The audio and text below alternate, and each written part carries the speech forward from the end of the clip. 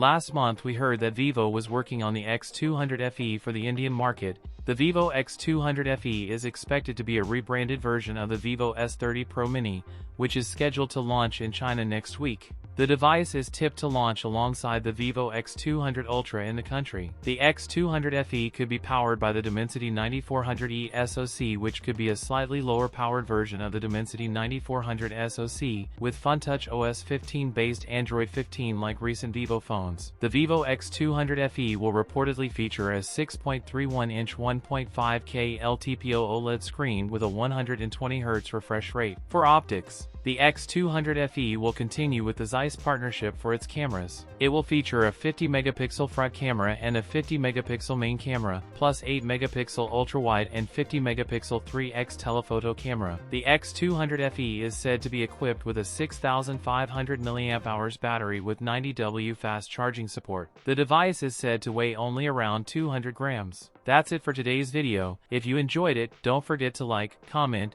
and subscribe for more content. Thanks for watching, and I'll see you in the next one.